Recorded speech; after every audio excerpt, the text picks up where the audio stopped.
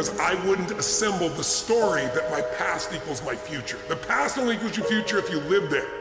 If you're using a rearview mirror to guide yourself, you're gonna crash. So what you've been through is horrific. What you've been through is unjust. I'm on your side.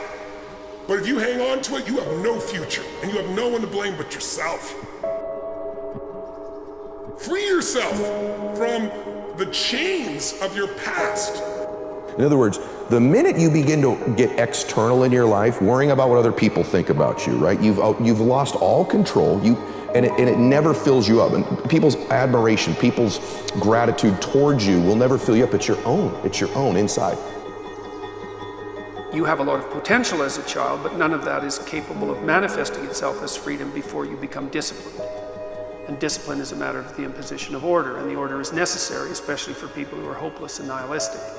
And lots of people are hopeless and nihilistic, way more people than you think. And part of that is because no one's ever really encouraged them.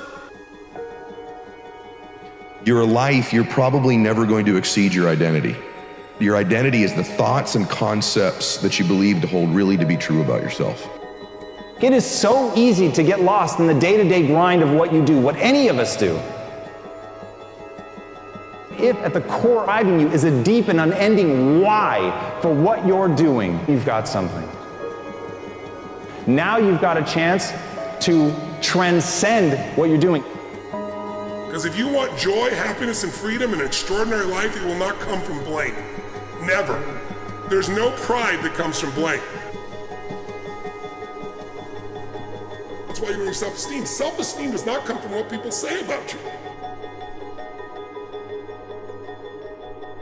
Self-esteem comes from what you experience about yourself.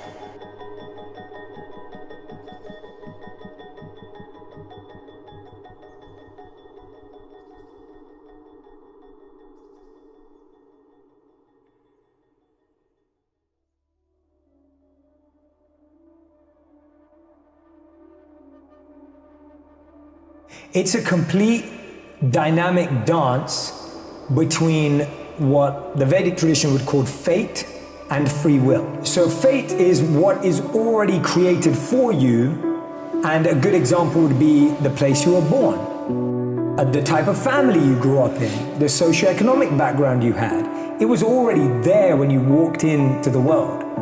But within that, you had choices where your free will came about. You had the choice to either do what everyone in your neighborhood did or to do something different. You had the choice to have a relationship with a particular person or not. So what happens is that we're constantly creating new spaces from which we have another choice. And so you kind of see it as this dynamic dance between, okay, now I'm in this situation, and now what is my choice in this situation? So I would say, I'm not saying it's equal, I'm saying it's a dynamic balance and a switching process. Yeah. Where you're constantly creating a new level, and then now in that level you have a next choice.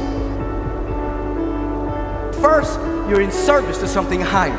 And you begin to ask yourself, because you've been given everything, you're a composite spiritual idea that carries the infinite and ways beyond your wildest imagining. You have to live in the inquiry of what can I give, what can I share, how can I shine, how can I radiate.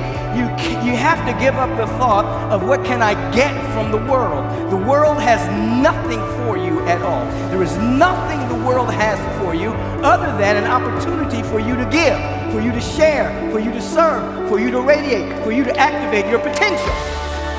But if you just do your vision every single day, putting one foot in front of the other, committed to your desires. Instead of lack, limitation, fear, doubt, worry, separation, not enoughness, your narrative becomes, I have everything that I need within me. I am surrendered to something larger than my little self. I am in service to it. That flows through me. Where fear is physical. You feel it in your throat or your gut. So it's courage. Courage doesn't mean you're not afraid. It just means you're strong enough, you push through in spite of the fear, right? And courage feels different in the body.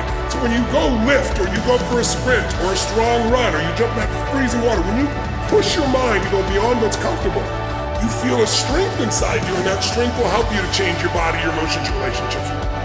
And there's lots of different purposes as you go through your life. But most people are trying to get that. They haven't even figured out what the hell they're going to do. They haven't even figured out how to enjoy their life. Your purpose will unfold if you do the right things.